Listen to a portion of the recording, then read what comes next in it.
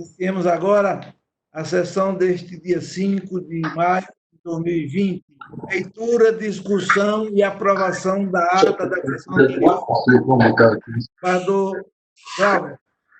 Aprovo, senhor presidente. Aprovada. Pela aprovação. Desembargador Saraiva. Senhor presidente, pela antiguidade, eu aprovo, em primeiro lugar. Está feito o registro de vossa expediente. Não há excelência. O expediente não há.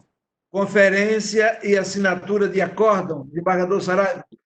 Senhor presidente, eu tenho mesmo a lavratura de acordo na apelação criminal de número 2020, número final 1602, onde é apelante Kemuel Fernandes Serafim Silva. E o resultado da votação passada é o seguinte: acordo de embargadores integrantes da Câmara Criminal deste Egrégio Tribunal de Justiça, a maioria de votos em consonância parcial com a primeira Procuradoria de Justiça, conheci por ver parcialmente o apelo, vencido o relator em parte mínima. Estou juntando aqui o voto do desembargador Glauber Herrera. Excelência, Excelência, eu peço ao senhor para dizer o número inteiro, que eu tenho que registrar aqui. O número do processo. Desembargador Saraiva, o número do processo. Apelação Criminal 2020, 00160, dígito 2. Desembargador Glauber Herrera. Aprovo, senhor presidente. E quanto à manifestação do desembargador Saraiva? Amanhã. Sim, aprovo a leitura do acordo. Aprovada a unanimidade. O desembargador Glauber tem alguma conferência, assinatura de acordo? Não. Não, tenho não, senhor presidente. Não. Eu também não tenho. Passemos, então, aos julgamentos propriamente ditos. Pedido para sustentação oral no sistema para esta sessão do dia 5. Tem do PJE, pela ordem de número 22. É um habeas corpus com liminar número 080-2806, da segunda Vara Criminal da Comarca da Capital, impetrantes, doutora Graziele Miranda Souto, doutora Alani Régia e doutor Fernandes Braga, paciente Pietro Ladogna, e o relator é o desembargador Glauber. O advogado encontra-se presente, porque aqui no display não aparece a fotografia dele.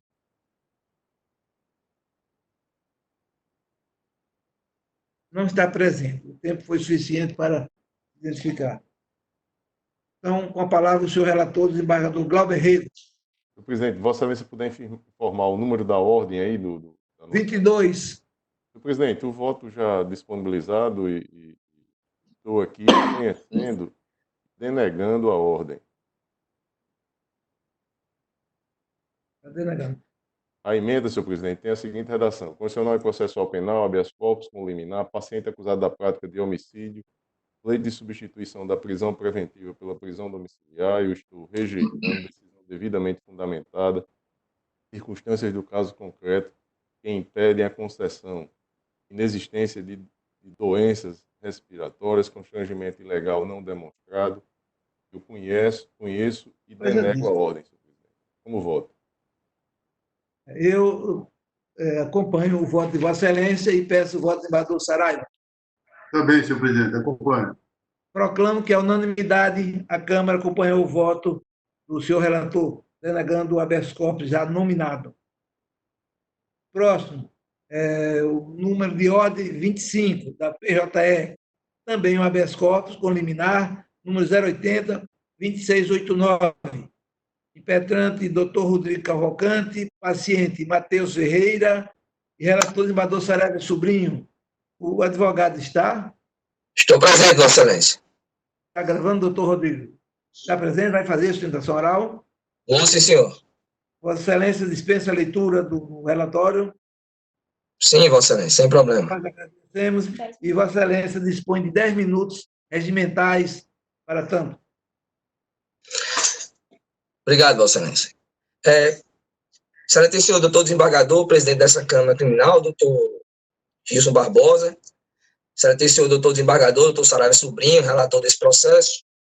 Excelentíssimo senhor doutor desembargador, doutor Glauber, a quem tenho muita estima também, né, do meio acadêmico, né, a doutora Ana Cláudia, a quem, não sei se posso, mas ratifico aí as assinaturas com relação à propositura de que ela tenha realmente um elogio, porque é uma pessoa que atende muito bem, que nesse momento de transição, nesse momento de todo esse questionamento sobre a justiça, e ela participando efetivamente de que a justiça possa continuar, mesmo nesse momento tão conturbado que nós estamos vivendo, né? Então, os parabéns aí à servidora, e que sirva de exemplo a tantos outros servidores no país, a ilustre representante do Ministério Público, doutora Anaíde, e aos demais que, porventura, estejam assistindo essa sessão.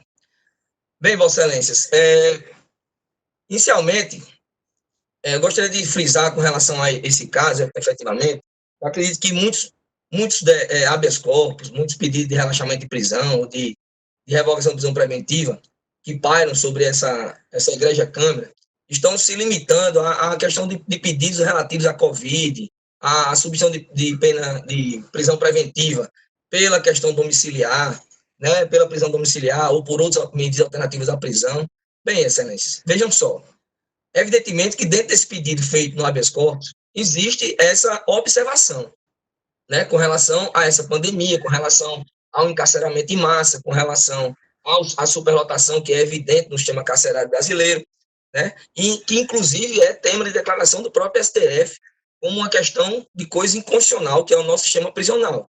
Então, de toda forma, Vossa Excelências, uma das súplicas feitas pelos advogados, quando se entra com esses habeas corpus, especialmente nessa época, é que, não que Vossa Excelência já não façam de tal maneira, mas que as análises de manutenção de prisões, né, sejam feitas ainda mais criteriosamente, no sentido de que se verifique que a manutenção de prisões desnecessárias, ou que não sejam feitas, ao menos, a análise prévia do cabimento de medidas cautelares diversas da prisão, tantas que nós temos, né, que possa, de sobremaneira, ajudar a não continuar essa superlotação, não continuar ou pelo menos diminuir, amenizar esse estado inconstitucional de coisas, né? Então, isso é um pedido da advocacia, né? E um pedido também de direitos fundamentais, de concretização de direitos fundamentais.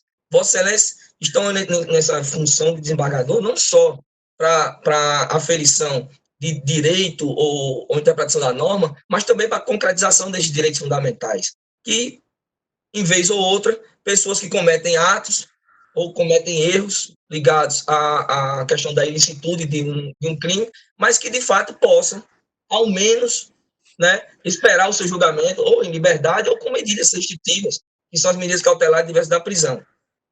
No caso em comento, Vossa Excelências, o que cabe de ressaltar é que a decretação da prisão preventiva feita pelo juiz da 8ª Vara Criminal de Natal, com relação a este paciente especificamente, o Matheus Ferreira de Souza, né, é uma clara e evidente antecipação de culpa, né? A decisão, ela se baseia única e exclusivamente, Excelências, na gravidade do delito, ou na suposta gravidade do delito, para que haja uma confrontação e uma uniformização de entendimento de que haveria essa perigo ou risco à garantia da ordem pública, sem que, evidentemente, se tenha fatos que liguem o Matheus Ferreira de Souza a outros fatos criminosos ocorridos, sequer nenhuma entrada na delegacia, esse rapaz tem, é estudante. E outra coisa que cabe aqui frisar, Excelências, e que é bom que por mais que faça parte um pouco da extensão do mérito desse processo, mas o próprio auto de prisão em flagrante, Vossa Excelência, não determina sequer que as vítimas reconheceram a participação do paciente no delito. Ele fora pego, evidentemente, em seguida à perseguição do crime dentro do veículo, onde estavam os celulares roubados. Porém, o que eu quero deixar claro para Vossa Excelência não é que ele participou ou não participou. Isso, efetivamente, vai ser analisado dentro da gestão processual. Mas o que eu quero trazer para Vossa Excelência é que há a possibilidade, em sede de defesa processual, instrução processual, de se verificar se realmente, de fato, ele participou do delito. Se realmente ele estava dentro do veículo, sabendo que iria cometer um crime. Tanto é, Vossa Excelência, que no depoimento das vítimas, nenhuma delas, nenhuma delas reconhece ou vê a pessoa do paciente. O paciente é pego, na verdade, no banco do carona do carro que é perseguido logo após, que não é sequer o carro que foi roubado. Uma das vítimas que foi roubada, que em seu depoimento, ela diz reconhecer tão somente o adolescente, o Ranielson, né, e que a pessoa que teria empunhado uma arma para assaltá-la seria um moreno magro de bigode que teria ficado no veículo realmente roubado, que foi colidir mais à frente. Então, com relação ao paciente em epígrafo, o Matheus Ferreira de Souza, tanto não há um reconhecimento do mesmo com relação à prática efetiva de roubo com a mão armada, ou ele ter, de fato, abordado as pessoas, não há essa informação nos autos. Ele foi pego logo após perseguição dentro do carro, mas no banco do carona. Então, Vossa Excelência, inclusive, até para a instrução do habeas corpus, ficou difícil trazer mais elementos em virtude da questão da pandemia, que impossibilitou, inclusive, eu conversar com o meu cliente no presídio. Eu não tive a oportunidade de conversar lá no CP, eu não sei nem qual a explicação que ele deu, mas que é possível, que é provável, que uma das explicações que possam existir dentro de um processo seria da sua não participação efetiva, do seu não conhecimento sobre o que estaria acontecendo, mas sendo ou não do conhecimento dele, ele sendo ou não condenado, o que está em discussão aqui, Vossa Excelência, é a sua periculosidade, que não se evidencia em nenhum momento nos autos. Ele não tem passagem pela polícia, ele não tem inquéritos policiais, ele não tem outros processos. Ele é estudante, ele mora com sua mãe no bairro de Felipe Camarão. Ele estava no banco do carona do carro que foi achado com os celulares, mas não desceu do carro, não efetuou nenhum tipo de abordagem, não empunhou o revólver, não foi pego com o revólver. Trouxe aos autos comprovante de residência. Então, eu trouxe questões, Vossa Excelência, que podem dar a Vossa Excelência a sapiência de entender que a possibilidade, não de sua liberdade, mas que haja a possibilidade ante essa questão da prisão, da última ratio do direito penal, né? E ainda mais, aí sim, apelar a Vossa Excelência a questão da Covid, a questão da pandemia, né? Porque o próprio juiz da 8ª Vara Criminal, ao ser questionado no pedido de revogação da prisão preventiva, dá uma decisão dizendo a gravidade do crime e o fato de que se ele tivesse preocupado com Covid, ele não estaria roubando na cidade. Bem, é um entendimento pessoal do juiz, mas isso não é uma interpretação feita à luz da norma. À luz da norma, ele deveria verificar se, de fato, a liberdade desse paciente iria ou não infringir ou perturbar a ordem pública. E, para isso, Vossa Excelência, ele teria que ter uma documentação mais vasta com relação à vida, como era o caso, inclusive, do outro preso na mesma operação, no mesmo caso, o outro preso, ele sim tinha outras prisões, tinha outros processos. Dispõe de pouco mais de 1 minuto.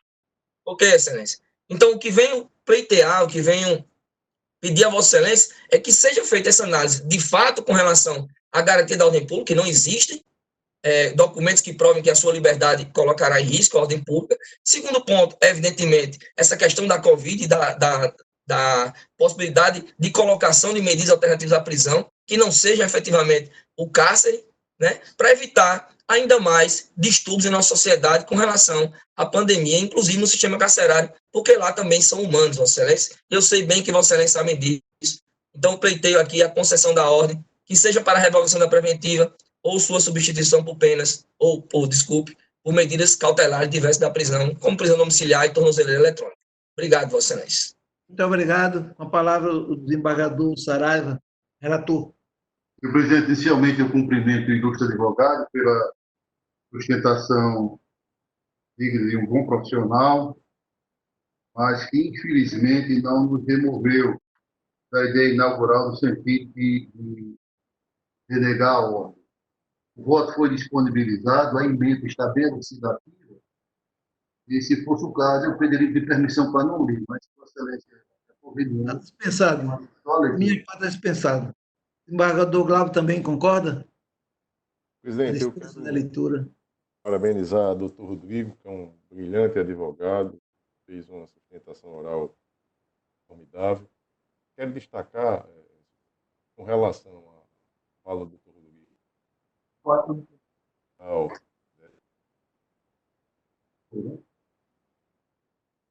acentuar a sua preocupação relação à Covid, no penitenciário, dizer que esses pedidos muitos estão sendo feitos diretamente no tribunal, quando, na verdade, deve, em um primeiro momento, ser dirigido ao juiz de primeiro grau, para somente, havendo negativa, levar o caso aqui ao nosso tribunal.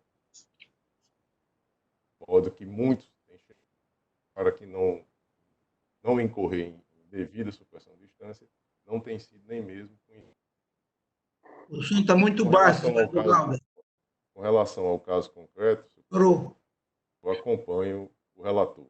Tá bom, obrigado. Eu proclamo que a unanimidade a Câmara acompanhou o voto do senhor relator. O próximo que tem pedido aqui de sustentação oral, consta aqui das anotações que ainda falta o voto do desembargador Glauber Rego, que é o relator, não foi disponível ainda. Qual é esse? É o 42, de recurso em sentido estrito.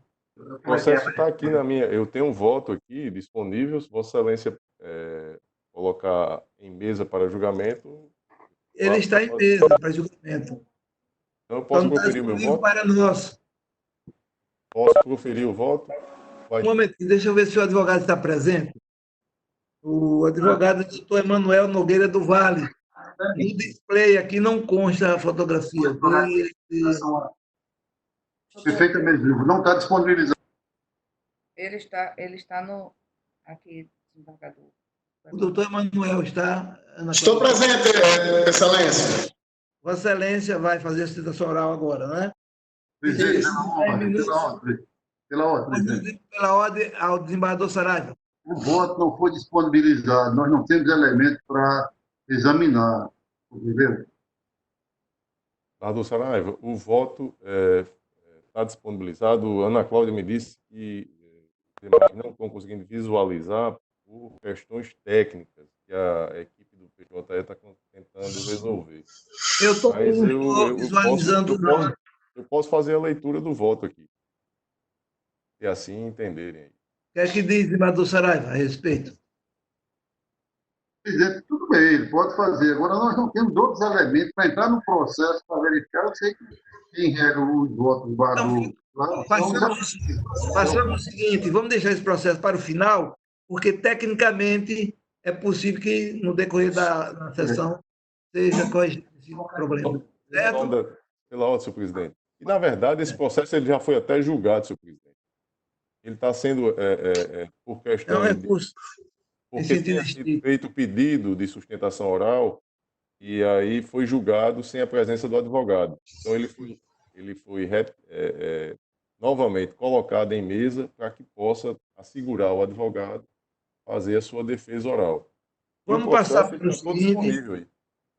para o seguinte, enquanto a técnica tenta corrigir essa situação aí, certo? Eu peço compreensão ao senhor advogado, doutor Emanuel, é uma razão que dispensa a nossa interferência. Sem problema algum, Excelência. Vamos para o seguinte, na ordem aqui, é o número 10, apelação criminal, aí consta aqui, não mesa, desembargador Glauber, relator.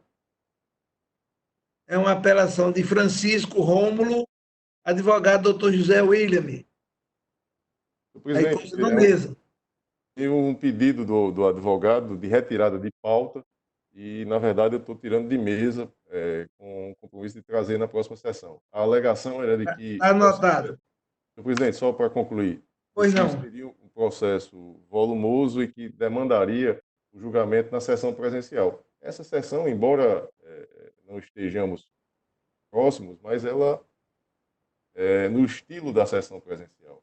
Estamos aqui permitindo a sustentação oral, tem aí a possibilidade do Ministério Público, então eu não vejo razão para que seja ele retirado de pauta. Tirei de mesa para que o advogado possa, na próxima sessão, fazer a sua defesa. Concordo. Vamos continuar o julgamento. Agora, o de número 17, é uma apelação criminal, o desembargador Glauber é o relator, e o apelado é Alexandre Guedes, apelante do Ministério Público. O advogado é a doutora Marilda Barbosa de Almeida, pediu para fazer sustentação oral. Doutora Marilda Barbosa.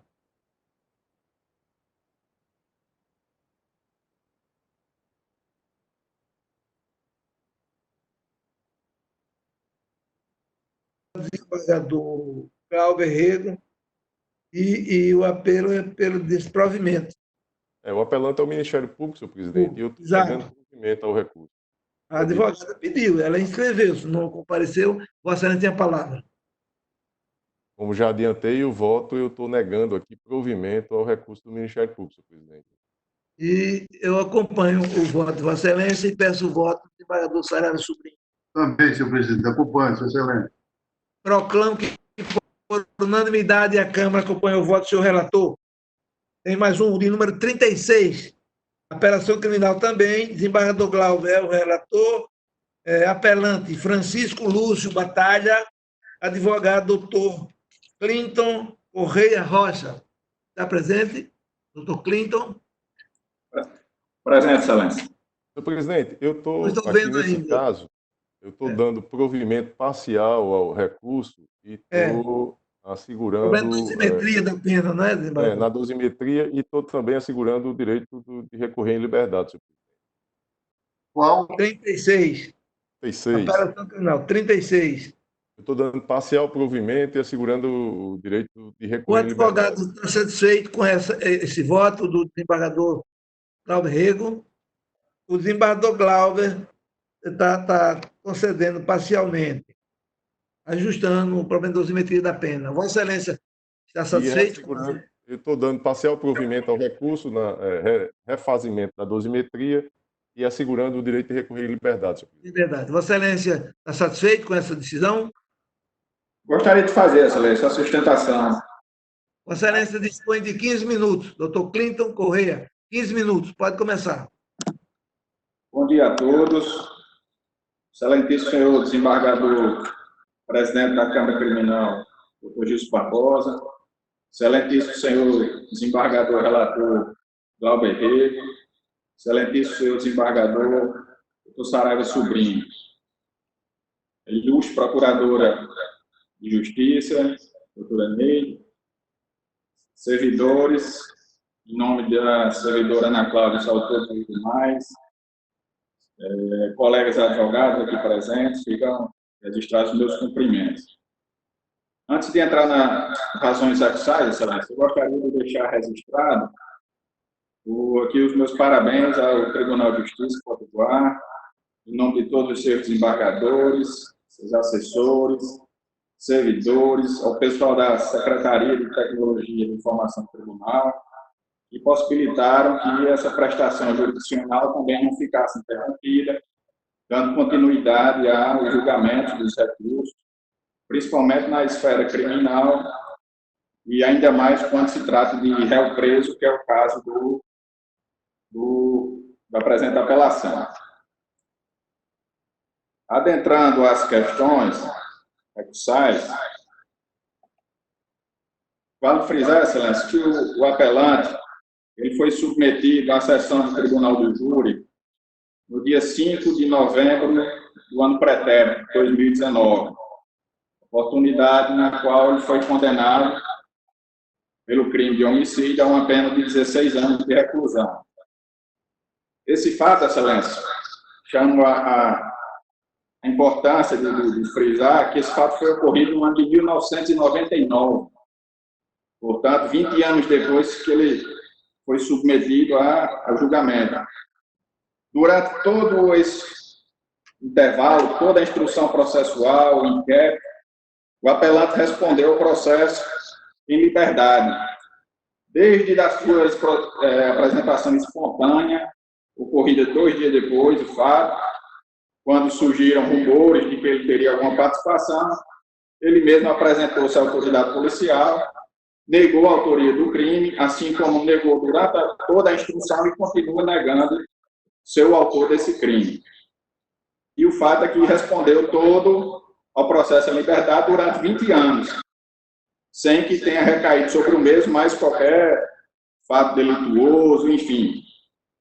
No entanto, para a surpresa de todos, após a condenação, o presidente da sessão do Tribunal do Júri negou ao apelante o direito de recorrer em liberdade, determinando a sua imediata prisão. O fundamento da decisão do magistrado é que, ainda com base naquele antigo entendimento do STF, de que poderia ser dado cumprimento imediato a pena após a condenação pelo Tribunal do Júri. Senhor presidente, pela ordem, só para doutor Clinton, eu não sei se o advogado ouviu, mas o voto é concedendo a liberdade. Exatamente.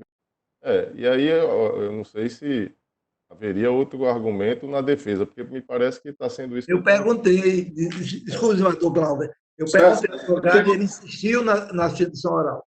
No início eu não estava ouvindo direito, no caso, a preliminar, para que ele responda em liberdade, foi dado para provimento, não é isso? Exatamente. É isso que o desembargador falou. Aí, nas razões de mérito, eu posso passar avançar isso aí, nas razões de mérito, queria a questão para que ele fosse submetido a novo julgamento em razão das provas do julgamento contrário à prova dos autos. Me parece que nesse ponto não foi dado provimento, não é isso, desembargador? Não.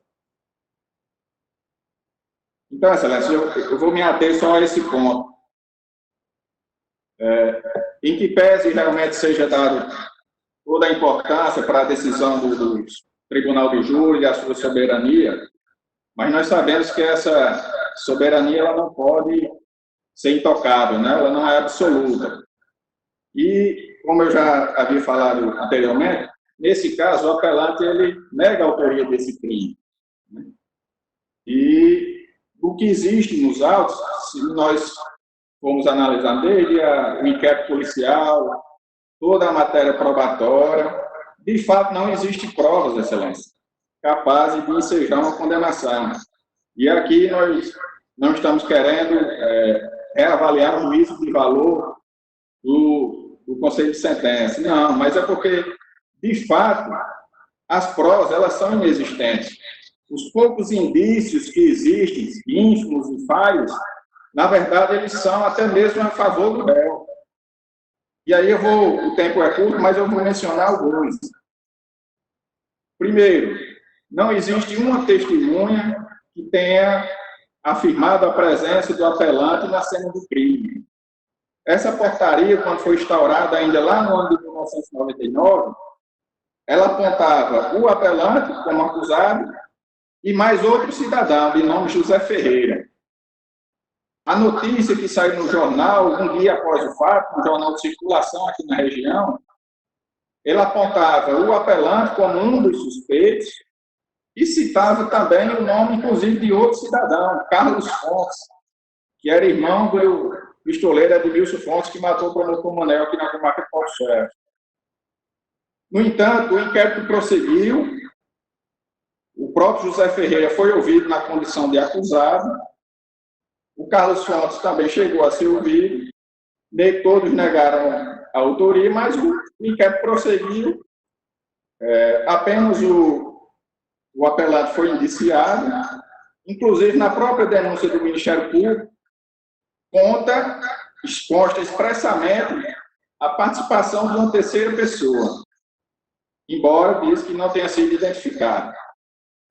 Nesse ponto, excelência, se existiam duas pessoas na cena do crime, como pode o Conselho de Sentença ter afirmado positivamente ao segundo quesito referente à autoria do crime, onde pergunta se foi o réu Francisco Lúcio Batalha quem efetuou o disparo? Não existe absolutamente essa resposta nos autos. Vale refrisar, o próprio Ministério Público, em sua denúncia, afirma a existência de uma terceira pessoa.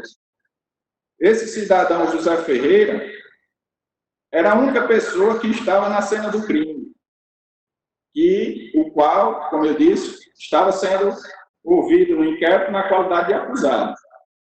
A versão desse José Ferreira é que se deslocava de moto, junto com a vítima, quando foram perseguidos por um carro de cor cinza, oportunidade em que esse carro parou próximo à moto, desceu um cidadão, mandou que esse José Ferreira saísse e efetuou disparos. Esse cidadão José Ferreira foi ouvido 2 vezes na esfera policial, 10 anos depois, somente foi localizado para ser ouvido na instrução processual. Nas 2 oportunidades, ele afirmou expressamente que seria impossível de conhecer o atirador, o assassino. Sequer apresentou características físicas, alguns detalhes com relação a essa pessoa.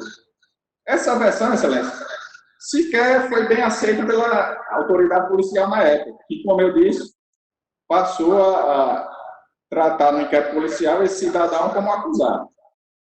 Mas, enfim, o que temos durante todo o processo é essa versão.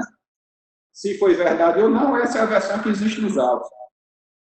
E aí tem uma prova que é totalmente contrária à decisão dos jurados, Excelência, que é no sentido de que, se de fato foi um carro de cor cinza, que nele estavam 2 pessoas, e uma delas desceu e atirou na vítima,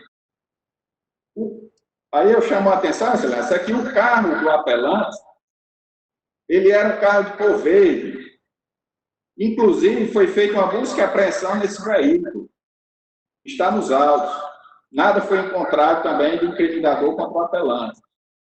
Algumas testemunhas que, logo após o ocorrido, saíram de suas residências, que não chegaram a presenciar o crime, mas afirmam que, de fato, viram um carro de cor cinza, né, se deslocando, saindo do local.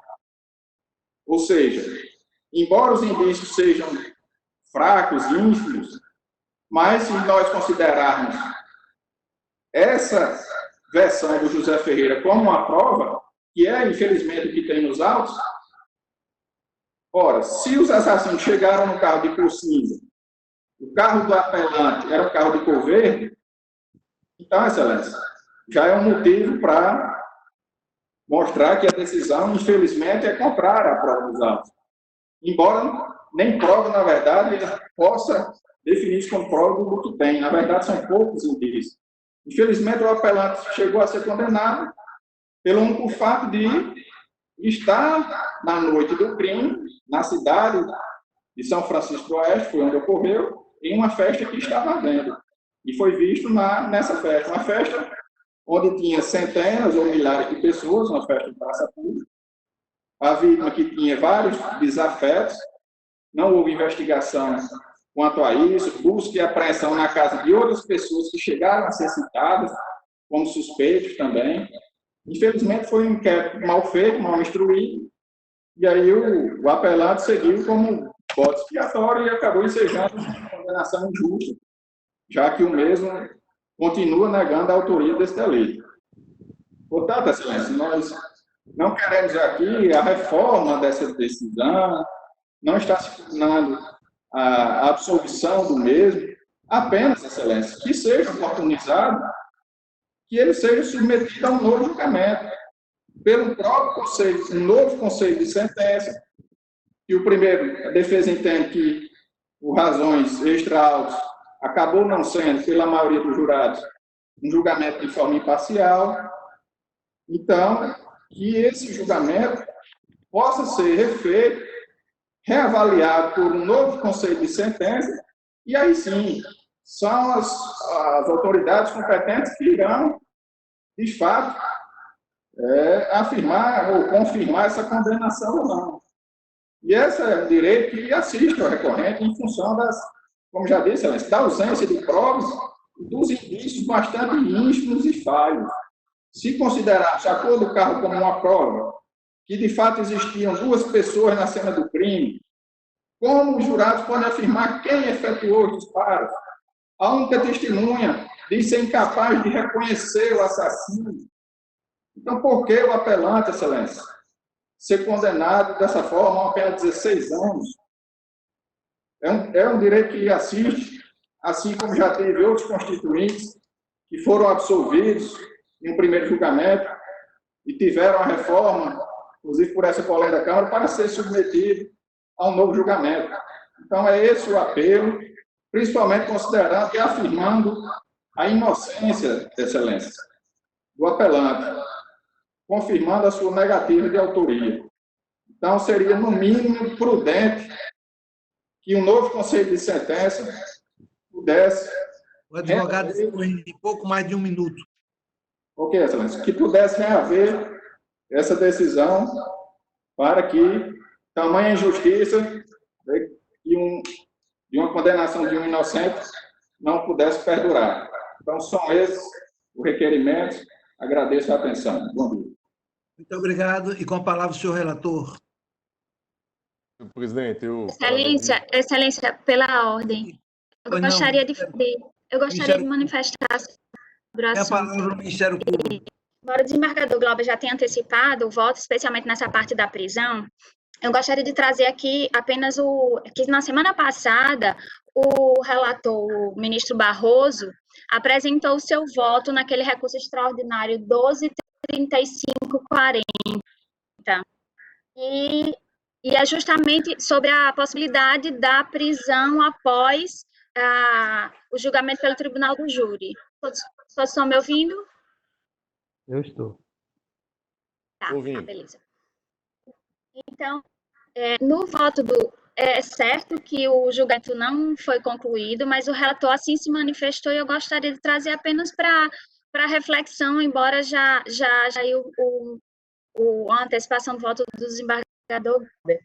Ele coloca na sua ementa que não viola o princípio da presunção de inocência ou da não culpabilidade, a execução imediata da condenação pelo tribunal do júri, independentemente do julgamento da apelação ou de qualquer outro recurso. É que, diferentemente do que se passa em relação aos demais crimes, nenhum tribunal tem o poder de substituir a decisão do júri. Viola sentimentos mínimos de justiça, bem como a própria credibilidade do Poder Judiciário, que o homicida condenado saia livre após o julgamento, lado a lado com a família da vítima. Essa situação se agrava pela indefinida procrastinação do trânsito em julgado, mediante recursos sucessivos, fazendo com que a pena prescreva ou seja cumprida muitos anos após o fato criminoso. Era só esse voto, não é a decisão final do Supremo, mas é o relator Barroso que apresentou na semana passada esse voto nesse recurso extraordinário 12.35.340. Era só para trazer à luz esse doutora Naide, dou a palavra. Esse aí, indicativo do caminho do... Do Glauber, tem a palavra. Excelência. Senhor presidente, como havia iniciado, eu quero parabenizar o doutor Clinton pela brilhante sustentação oral, levar aí o meu abraço, ainda que aqui a distância, a capital do Alto Oeste, Pau dos Ferros, de onde fala o doutor Clinton, e também parabenizar a doutora Naide pelas colocações feitas. E, senhor presidente, eu mantenho o meu voto. Essa questão da possibilidade da prisão imediata, já com o resultado daquilo que for decidido pelo Conselho de Sentença, me parece, doutora Naide, que agora ficou bem claro, com a mini-reforma que tivemos aí,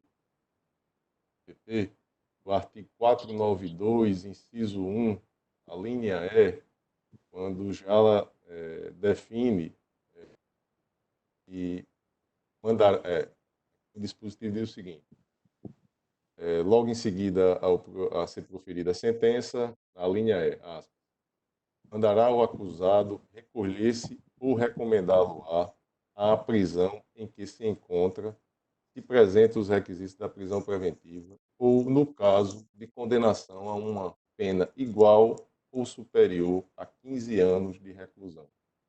No caso concreto, doutora Naide, muito embora esse quantitativo de pena ele tenha sido alcançado no primeiro grau, ao analisar o apelo, debate, eu estou trazendo meu voto com a redução da pena. E o faço em questões já consolidadas aqui na Câmara Criminal, referentes à dosimetria da pena. Então, a questão da culpabilidade na primeira fase da dosimetria, a adoção do critério de 1/8 por circunstância, recomendado pelo STJ. Então, tudo isso leva a um redimensionamento da pena que chega a um quantitativo inferior aos 15 anos. 14 anos e 3 meses de reclusão. E aí, com isso, tira-se a prisão objetiva, que seria já com uma pena superior aos 15 anos, deveria ele já sair preso com o resultado do júri, e aí vai a análise da necessidade ou não da preventiva. Como disse no meu voto, também destacado na defesa, o crime ele aconteceu há mais de 20 anos.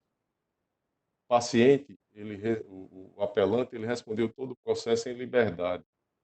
A posição da Câmara Criminal ela é consolidada no sentido de que, nestes casos, seja assegurado a liberdade, o direito de recorrer em liberdade. Então, senhor presidente, eu mantenho o meu voto e parabenizo mais uma vez tanto a defesa como também o Ministério Público pelas palavras aí colocadas. Obrigado, desembargador Glauber. Eu acompanho como revisor o voto de Vossa Excelência, tive acesso a ele. E peço agora a manifestação do desembargador Saraiva Sobrinho. Senhor presidente, a matéria realmente é interessante, essa Câmara tem se debruçado em alguns momentos, e partindo do princípio que, enquanto o cidadão respondeu o processo em liberdade, mesmo condenado a uma pena os quanto não interessaria, ele permaneceria em liberdade.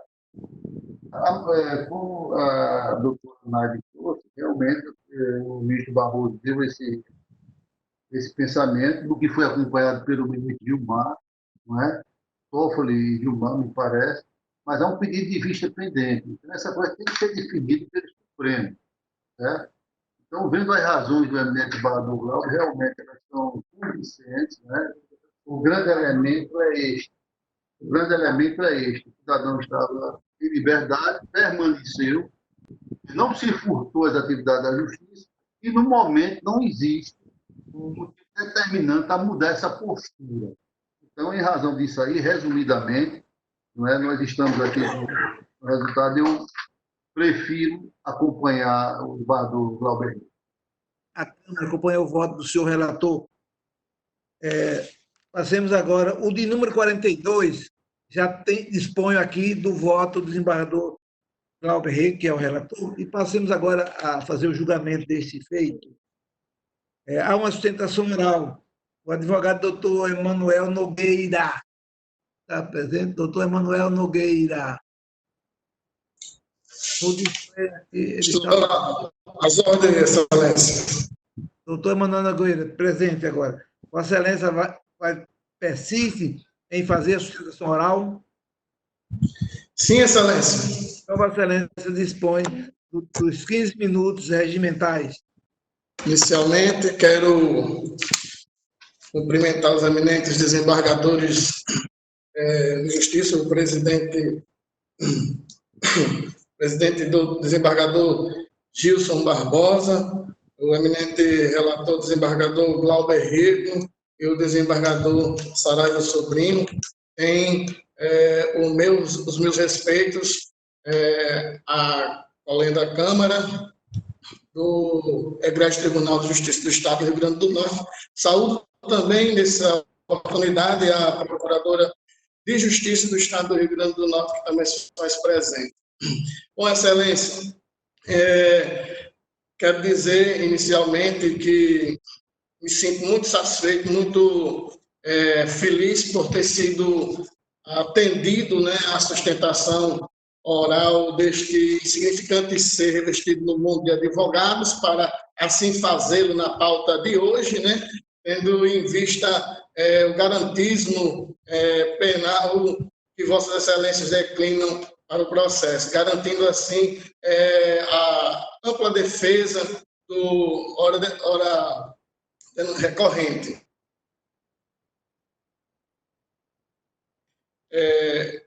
Também, sonho e realidade, eles ocupam o mesmo espaço, de forma virtual, por conta da pandemia que vem enfrentando o nosso Estado também, né? Mas desejaria muito, sim, fazer ela de forma presencial, na presença de Vossas Excelências, de modo pessoal. Mas continuamos aqui com a nossa defesa. Bom, Excelência, nós temos aqui hoje, né, para ser julgado, o recurso em sentido estrito, tendo em vista a pronúncia de Marcelo Adriano do Nascimento Moura, né, que se submeteu-se foi pronunciado pelo juiz de primeiro grau, insatisfeita a defesa, recorreu-se ao Tribunal de Justiça, tendo em vista que alguns pontos não foram observados, e aqui acredito que nós iremos, sim, adentrar de forma cirúrgica, os pontos centrais que a defesa entende que merecia, sim, ser pronunciado ou absolvido até.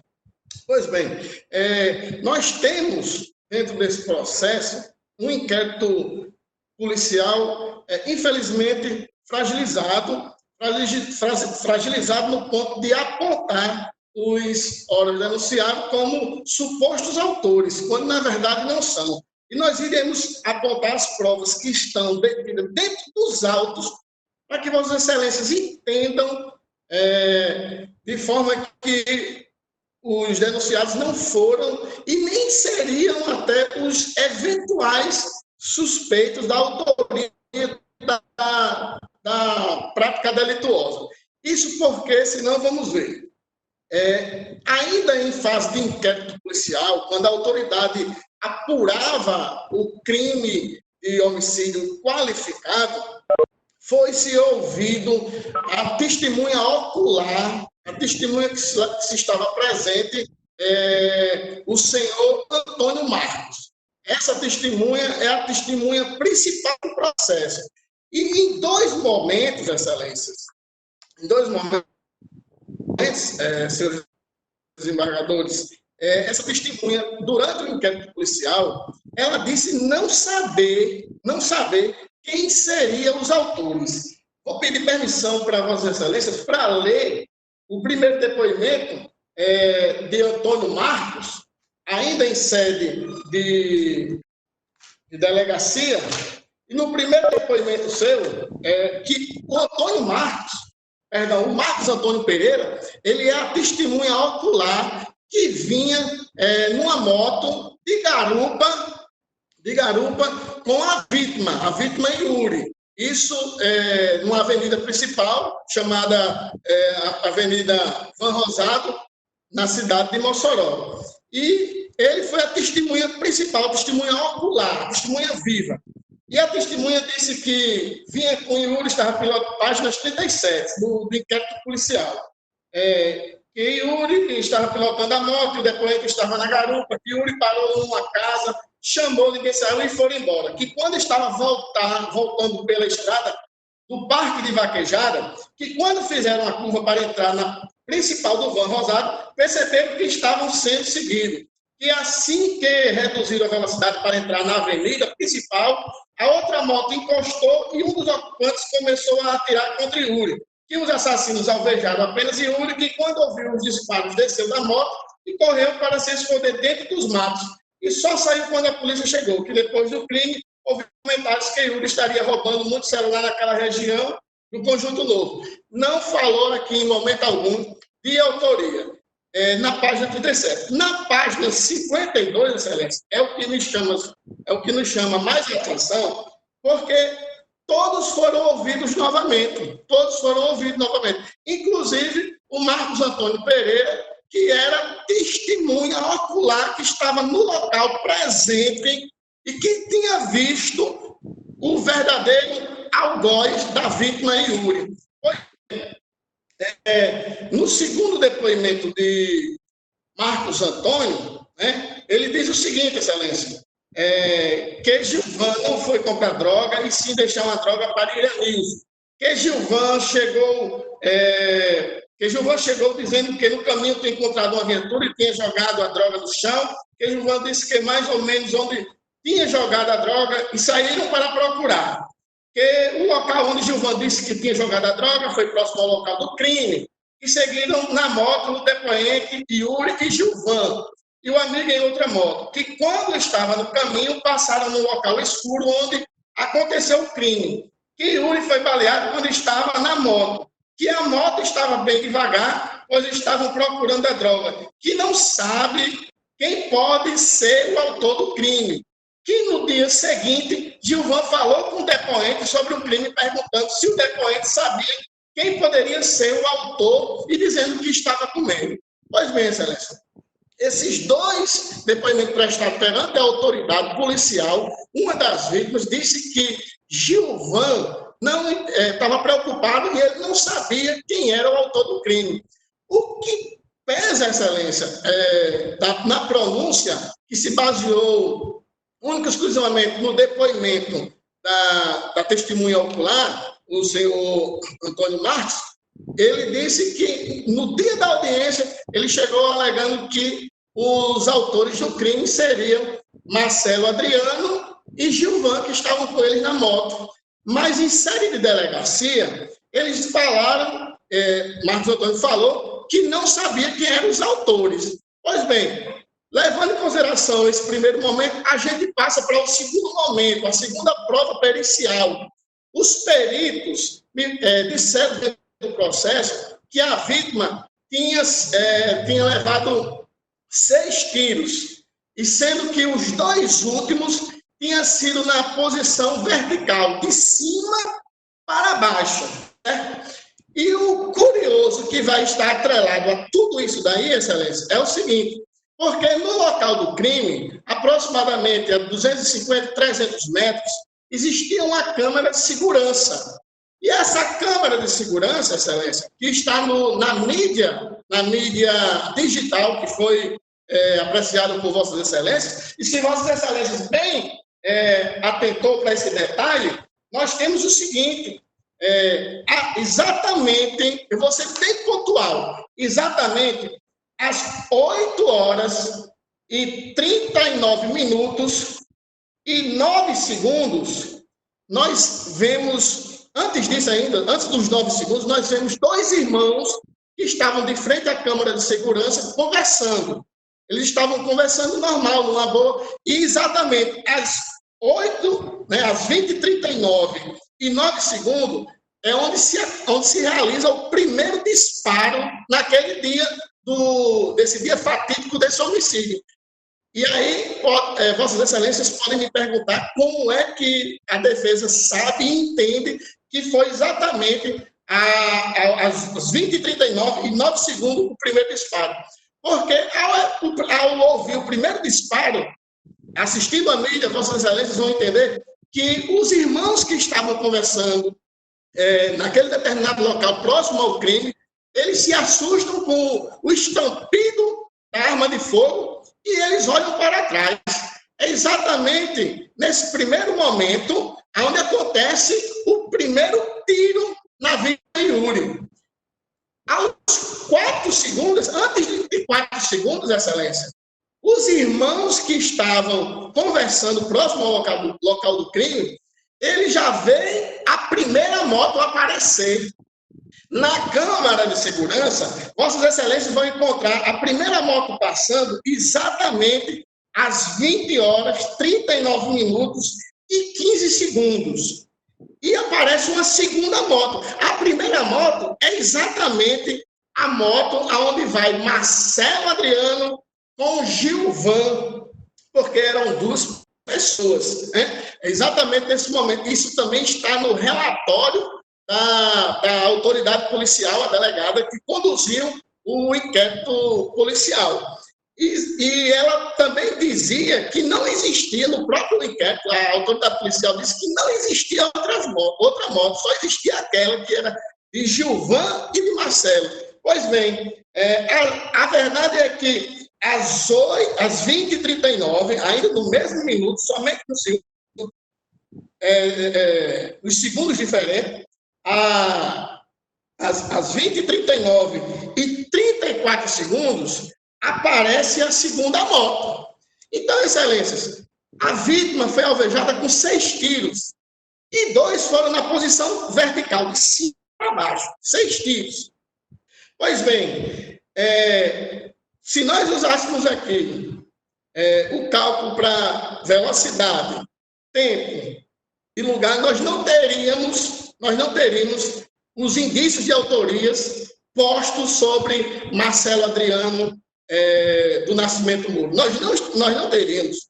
Porque para que ele fizesse o que se estava escrito no inquérito policial, de acordo com a verdade, nós teríamos, então, nós não teríamos o indício de autoria sobre o Marcelo Adriano do Nascimento Moro, porque ele levou 4 segundos, menos de 4 segundos, porque os irmãos que estavam de frente da câmara de segurança já o avistaram próximo, Vossas Excelências podem ver, ou seja, 6 tiros que foram disparados, e eles conseguiram fazer 6 disparos, 2 de cima para baixo, e ainda aparecer com 5 segundos na frente da Câmara de Segurança. 5 segundos, Excelência, eles se apresentam na frente da Câmara de Segurança. Mas antes de 5 segundos, a gente consegue perceber a forma que se comporta os irmãos que estão próximos ao local do crime na Câmara de Segurança. Ele consegue, nós conseguimos perceber a presença da moto vindo antes mesmo de ser concluído o restante dos disparos de fogo, o que leva à retirada dos denunciados de serem os algozes, de serem os autores daquele crime. Então, Excelência, pontualmente, a gente acredita que as provas elas estão bastante robustas para que seja impronunciado. Um minuto. Obrigado, Excelência. Estarei concluindo a minha fala. Então, Excelência, a defesa entende que, nesse momento, e não é porque o azar do Marcelo Adriano é porque o Gilvan era um apenado e estava utilizando da tornozeleira eletrônica. A delegada levou a crer que, por conta da tornozeleira eletrônica de Gilvan, seriam eles os autores do crime. Isso é um absurdo diante da estrita legalidade para se apontar diante do Estado Democrático de Direito os acusados devido a uma figura dessa apresentada pela autoridade policial. O que se busca e o que se requer aqui, o que sempre busco, é justiça, Excelência. Que seja dado o provimento de acordo com o que a defesa foi pedido, e agradeço aqui a oportunidade que foi dada a este humilde advogado para apresentar a sua sustentação oral. Muito obrigado. Muito obrigado. Com palavras, doutor Glauber Rego. Presidente, parabenizar o doutor Emanuel. Acredito que com esse julgamento aqui corrigimos um equívoco. Ele havia pedido a sustentação oral, o processo sido colocado em mesa sem que lhe fosse assegurado. Agora teve ele a oportunidade e o fez de forma brilhante. Mas, doutor Emanuel, a questão trazida por Vossa Excelência, ela me parece ser própria ter o palco adequado na sessão de julgamento do júri. Questões trazidas por Vossa Excelência, elas não superam uma dúvida razoável de que tenha sido recorrente o autor aí, isso que lhe é imputado. De modo que, senhor presidente, é pacífico, tanto na Câmara Criminal como também nas instâncias superiores, em um cenário de dúvida neste momento processual, a pronúncia é o caminho adequado. Então, eu mantenho o voto e do recurso. É como voto. Obrigado. Como revisor, acompanho o voto do senhor relator integralmente e tive acesso agora, depois dessa sessão, voto escrito, e peço agora a manifestação do desembargador Saravia Sobrinho. Senhor presidente, na verdade, este processo já foi julgado na sessão do dia 23, e o desembargador Glauber registrou isso aí. Houve uma dificuldade de comunicação do advogado, na época, teve seu direito preterido de fazer ostentação. Não que a Câmara esteja mudando o funcionamento, né? Na hora que Vossa Excelência um processo de julgamento da ausência de advogado, dois votos. É um caso diferente, e não se vê invocar aqui precedente, né? É um caso diferente, foi julgado, infelizmente, o nosso sistema não permitiu que o advogado se habilitasse, e fez em boa hora, com muita primazia. Mas, na verdade, não modifica o meu posicionamento anterior, quando acompanhando o desembargador Cláudio no dia 3, eu conhecia e desprovi o recurso. É só, senhor presidente. Muito obrigado. Proclamo que a Câmara, unanimidade, acompanha o senhor relator. Eu indago se há algum advogado presente, mas que nós não estamos vendo seu perfil, inscreveu-se para a sustentação oral. Pela ordem, Vossa Excelência. Tem, doutor Givaldo? Isso. Aquele ficou para o final, é o que é em segredo de justiça, né? Isso, perfeito. Por razões técnicas, vamos julgá-lo no final. Tranquilo. Muito Tem mais obrigado. algum outro advogado a manifestar-se? Não tendo, vamos dar continuidade ao Pela ordem, Excelência. Como? Pela ordem. Pela ordem. Quem está falando? Doutor Arthur Ferreira, advogado do... Doutor Arthur, não é? Isso, Excelência. O julgamento de uma apelação criminal que foi adiado na sessão passada, ele não se encontra na pauta da sessão atual. Passada e adiado. Isso. Qual o número de ontem? Recorda-se? Não está na sessão atual. Vou mandar o número da apelação. É o 2019. Momento. Na pauta anterior, 01. Na pauta anterior, 01. 2022. Aqui. Confirme Isso, se exatamente. apelação criminal número 2019-2022. Isso, exatamente, Excelência. Tá bom. Ele também é segredo Ela também é de justiça também. Isso, exatamente. Do segredo de justiça para o final, para poder... Razões técnicas. Por razões técnicas. Só pela ordem. Esse processo já foi iniciado o julgamento, o doutor advogado já fez sustentação oral, está me faltando só o voto de Vossa Excelência. Então, tem que examinar que questão de ordem. O voto vídeo de está pronto, eu vou ler. Eu pedi todos para o final. Recurso em sentido estrito, do relator, e consta aqui que o desembargador Glauco pediu vista no dia 28 de abril, após o voto do relator. Negando o recurso, pediu vista do desembargador Glauber Reis. O desembargador Saraiva declarou aguardar o voto. Desembargador Glauber, está em mesa, Vossa Excelência pediu vista. Está em mesa, senhor presidente. Eu pedi vista a partir da defesa oral feita pela, eu não me recordo o nome da advogada, fez uma brilhante sustentação oral. Rebeca Câmara Alves. Doutora Rebeca, exatamente, sempre atuante aqui na Câmara, e que gerou uma dúvida com relação à possibilidade de ser culpa consciente e não dolo direto ou eventual.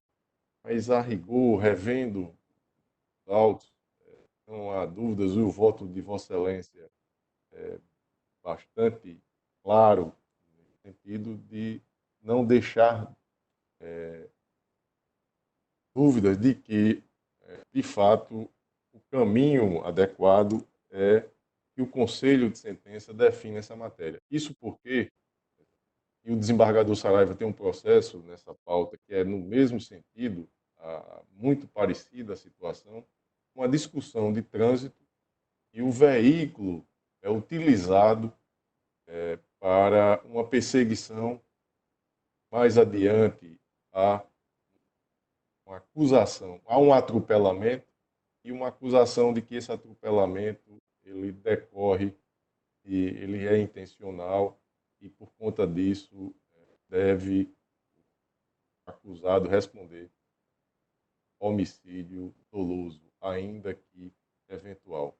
Então, senhor presidente, a situação, e aí eu já adianto o voto que é na relatoria do desembargador Saraiva, não sei se é nessa pauta ou se for para a próxima, mas é bastante claro no sentido que deve o Conselho de Sentença decidir a matéria. E o carro ele é utilizado como uma arma. Então, aí eu acompanho integralmente o voto de Vossa Excelência. Desembargador Saraiva. Presidente, acompanho Vossa Excelência. Então, proclamo que, a unanimidade, a Câmara acompanhou o voto do relator. Passemos ao processo seguinte. Pela ordem aqui da pauta anterior, o de número 1 é em segredo de justiça, vamos passar para o final.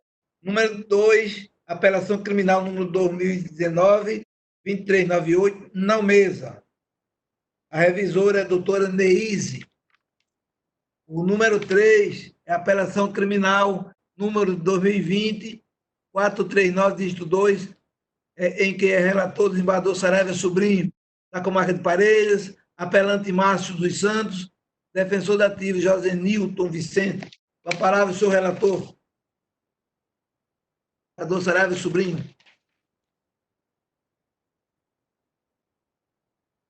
Senhor presidente, o processo está em mesa. Apelante Márcio dos Santos Oliveira. E o voto disponibilizado, eu estou conhecendo e dando provimento parcial. Desembargador Glauber Rego. Como vota? Presidente, eu acompanho o relator. E eu também acompanho e já proclamo como a Câmara, a unanimidade, acompanha o voto do relator. O número 4, é a apelação criminal, em que é relator o desembargador Glauber Rego, o apelante Everton Luiz Flores, advogado doutor José Deliano Duarte, e apelante também José Adeilton, e defensor público Daniel Vinícius. Desembargador Glauber, relator.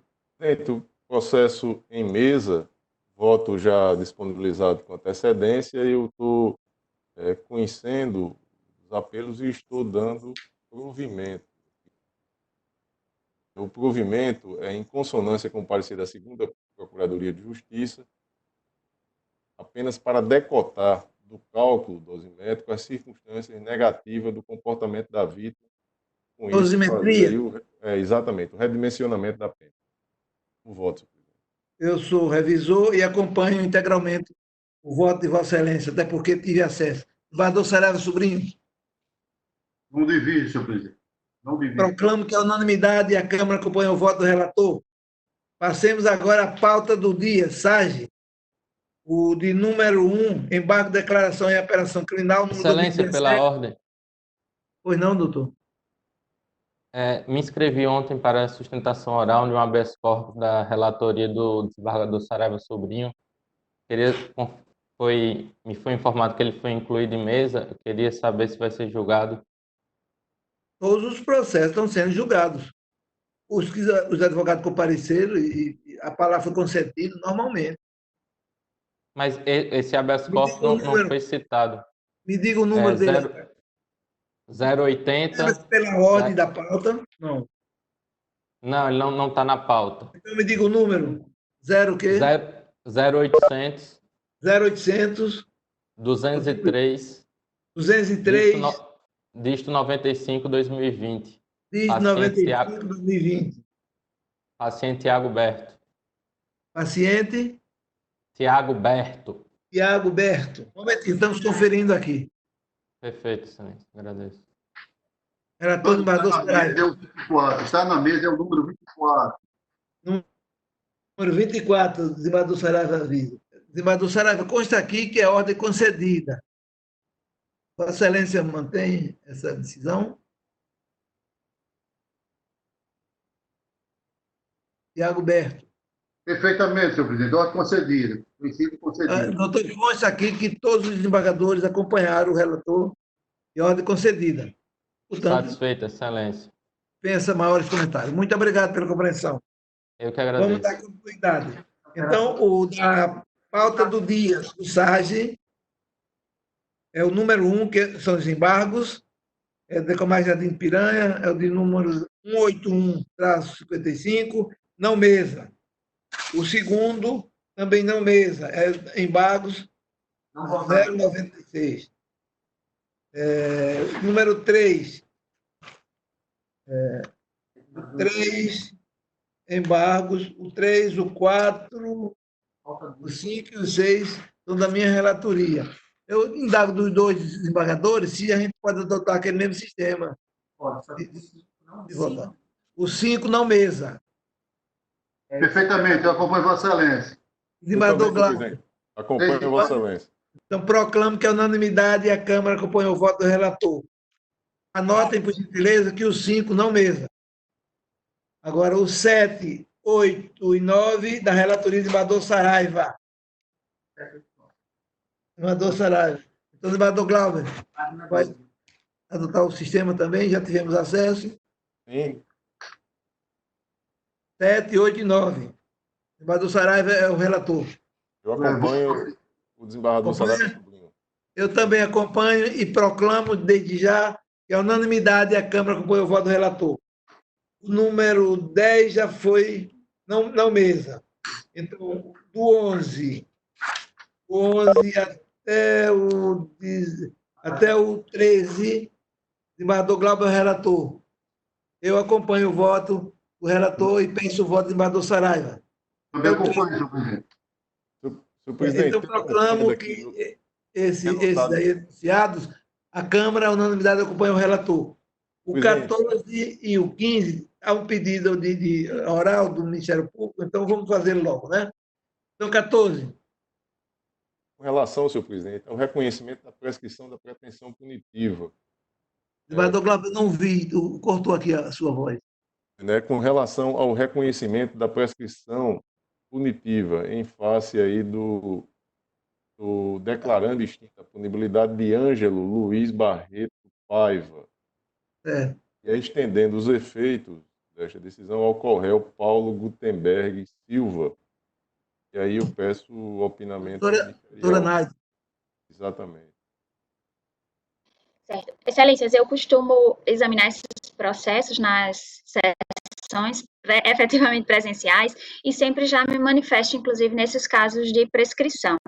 Nesse caso, especificamente, eu não tenho como fazer essa análise dos autos e dar um parecer realmente pela prescrição. Mas entendo também que esse não opinamento não gera nenhuma nulidade. Por que não gera? Porque já tem um parecer do Ministério Público nos autos. Se o procurador que atuou no feito, que pode ter sido até eu, não vislumbrou isso, é uma questão que não prejudica o julgamento por Vossas Excelências, né? Então, da mesma forma que Vossas Excelências podem julgar em dissonância com o Ministério Público, também pode fazer agora sem o parecer sobre a prescrição. Então, é nesse sentido, para não prejudicar o julgamento, considerando que eu não tenho como fazer a análise física dos autos para verificar essa preliminar, então eu deixo de manifestar sobre a prescrição, mas faço o registro de que não há nulidade a respeito, porque o Ministério Público já se posicionou nos autos. A palavra do desembargador Glauber. Senhor presidente, eu não vejo nenhum prejuízo que tenha aí o franqueado o acesso ao Ministério Público e o julgamento ele seja continuado na sessão seguinte. Mas eu acompanhei o voto de Vossa Excelência. Vossa Excelência entendeu? Eu posso fazer a leitura aqui dessa parte? De minha parte está dispensada. Posso escolher o voto do desembargador Saraiva? Sim. Posso? Vamos lá. Desembargador Saraiva? Eu acompanho o relator, senhor presidente. Acompanho. E o 15, desembargador Glauber? Vamos julgar logo? 15 é aqui a preliminar já bastante recorrente, que é a questão do... Justiça gratuita? Sim. De justiça gratuita, exatamente. Doutora Nádia? Nesse caso, opina a Procuradoria pelo não conhecimento do pedido de justiça gratuita, que é uma matéria afetada ao juízo da execução. Desembargador Glauber viu o parecer dela? Ouvi, sim. Manifeste, então. Concorde e o voto está aí. Eu estou conhecendo e dando parcial provimento ao recurso. O presidente não também acompanho. Desembargador Saraiva? Também. Desembargador Saraiva acompanha, senhor presidente. Acompanha? Então, eu proclamo que a unanimidade e a Câmara acompanha o voto do relator. Tem agora o 16, o 17 já foi julgado. Então, do 16 até o 27, como revisor, eu acompanho integralmente e tive acesso ao voto do desembargador Glauber. Desembargador Saraiva? Eu acompanho Vossa Excelência. Então, proclamo que a unanimidade a Câmara acompanhou o voto do senhor relator. O 28 tem um pedido de parecer oral, não é, desembargador Glauber? Isso, é a mesma matéria, justiça gratuita também, senhor presidente. Então, aí, a procuradora que diz, doutora Naide, quanto ao 28. Ministerial. Doutora Naide, sem som? Vamos deixar esse para quando ela retornar? Ou É, mais? vamos deixar. Então, do 29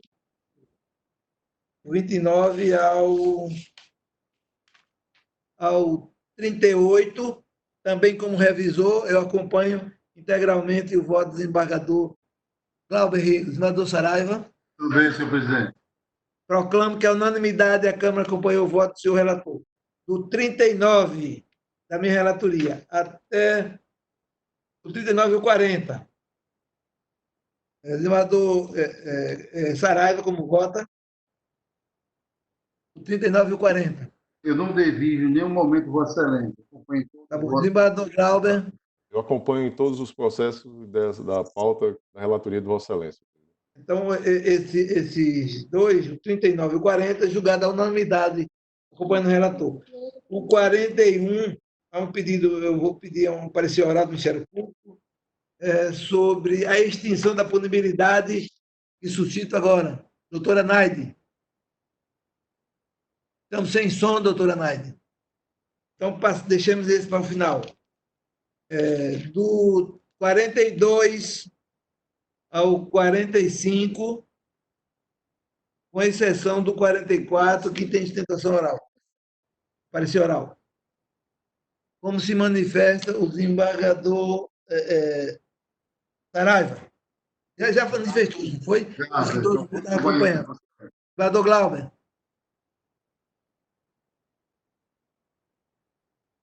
Vai até o 45. Desculpe, senhor presidente, eu não ouvi.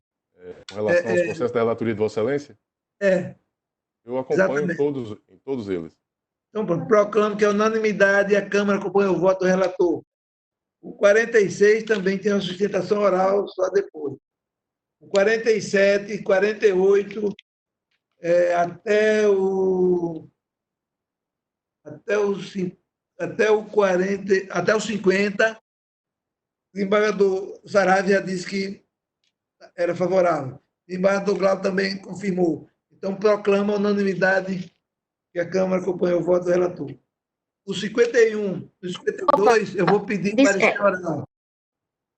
51 e 52. Então, um momentinho. Vamos terminar de julgar os outros. Do 53 ao 57... Excelência, pela ordem, eu não sei se eu perdi alguma coisa, eu estava sem áudio. Volto já a conceder a palavra a Vossa Excelência. Então, até o 57 da minha relatoria, o desembargador Saraiva já disse que acompanhava, o desembargador Glauber também. Proclamo que a unanimidade a Câmara acompanhou o voto do relator. Há uns processos que não ouvi o parecer do Ministério Público por razões técnicas e vou fazê-lo agora. O primeiro é o de número 28. A operação criminal é da relatoria do desembargador Glauber Rego e consta aqui que há um pedido de parecer oral. Desembargador Glauber, a apelação da comarca de Pau dos Ferros da ordem de número 28. Desembargador Glauber, tem a palavra. Pois não, senhor presidente. Doutora Naide, somente com relação ao pedido de justiça gratuita, que também eu digo que é matéria da execução penal, e aí eu peço afinamento.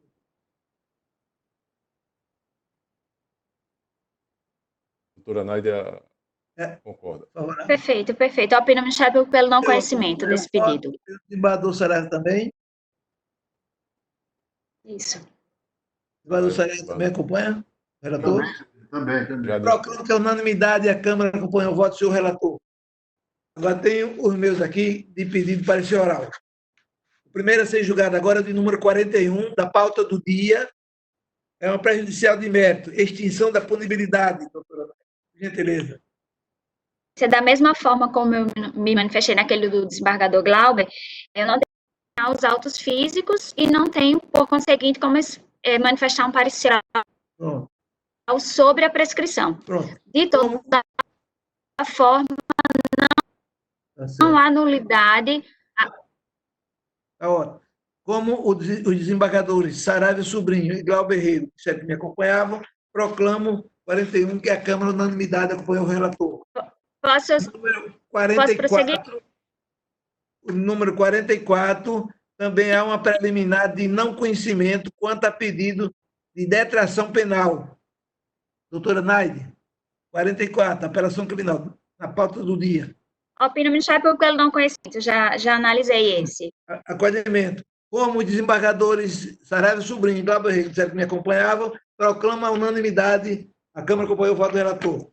Na pauta do dia, o de número 51, há uma prejudicial de mérito, extinção da punibilidade. Eu peço agora o parecer da doutora Naide. É a mesma situação, Excelência. Eu deixo de me manifestar, estou ouvindo. Eu deixo de me manifestar, mas, de toda forma, já tem que aparecer nos autos do Ministério Público. Como os desembargadores Glauber Rego e Saraiva Sobrinho já votaram, proclamo que a unanimidade, a Câmara acompanha o voto do relator. Tem o de número 52 da pauta do dia. Há uma preliminar de não conhecimento do pedido de concessão de justiça gratuita. Doutora Naide. Só opino pelo não conhecimento desse pedido de justiça gratuita. Sim. Acolhimento. Os desembargadores Saraiva Sobrinho e Glauber me acompanharam, eu proclamo que a unanimidade foi esse o voto. PJE, julgados, número 22, 25, 21, 24. Pedido de vista, 43, eu próprio estou pedindo vista, 43. Todos os outros, a unanimidade, acompanhou-se o voto do senhor relator. Certo? Agora vamos pegar os processos que tramitam em segredo de justiça. Peço que a assessora da Câmara Criminal tome as providências aí, junto aos técnicos, para que fique não somente os julgadores, ela própria e o advogado, se tiver sustentação oral. O Ministério Público, obviamente. E os demais, sem acesso. Eu indago dos dois julgadores se há algum processo que ficou sem apreciação. Não, da minha parte, nenhum, senhor presidente. Desembargador Saraiva? Não, tem só a parte dos HC. Os HC já foram julgados. Pela ordem, Excelência. Eu fiz o pedido, Excelência, para ser admitido na sessão, contudo, não foi deferido. E aí eu não consegui acompanhar o voto. Nós chamamos Vossa Excelência, doutor Rafael. Foi chamado os dois. Na relação de débito tem o nome doutor Rafael Dantas Pereira, mas foi que Vossa Excelência tinha feito, mas não estava presente ninguém aí. A gente deu a toda a oportunidade. É que nós fomos desligados em virtude do julgamento do voto anterior, que era também segredo de justiça, e aí quando nós tentamos reingressar na sessão, em que pese fazemos o pedido para entrar, não fomos admitidos. Ligou para a Ana Cláudia. Já tinha sido feita a instituição. Foi só a leitura do voto vista, que está disponibilizado já a partir de agora, com o advogado de acesso. Certo? Muito importante, posso falar? Sim, Excelência, é porque Então, eu dou por encerrada a sessão desta... Tem mais algum processo, desembargador Saraiva? Não, senhor presidente, os processos do PJE já foram todos proclamados, já? Todos foram julgados. Informado, tudinho. Excelência, pela ordem, Excelência. Um momentinho, ainda estou falando, um momentinho. Desembargador Saraiva, em resposta à indagação de Vossa Excelência, foram julgados 22, o 25, 21 e 24, e pedido de vista para o 43.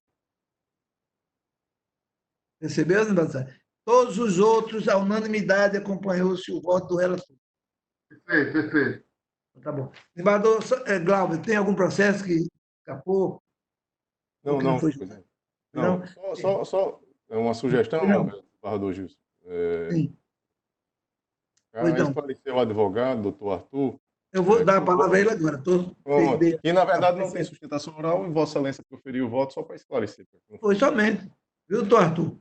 Na hora foi chamado. Consta aqui na relação o nome, inicialmente, doutor Rafael Dantas, mas a assessoria informou que tinha também um de Vossa Excelência. Procuramos, Ana Cláudia fez um esforço aí, tudinho. Esta Câmara, ela não cerceia direito de ninguém. Conhecido. A OAB sabe bem disso, e Vossa Excelência, eu invoco até o testemunho. Agora, não foi encontrado. E tem esse problema técnico de som cortado, a gente deve ter havido alguma coisa dessa aí. Mas foi só a leitura do meu voto, que está disponibilizado. Se o Excelência tiver alguma coisa para recorrer, que o faça. Mas não tem mais sessão oral, já foi tudinho. Bem, agradeço a compreensão e a colaboração de todos, jogadores, funcionários, assessores e advogados, e dou por encerrada a sessão desta terça-feira, às 10h25.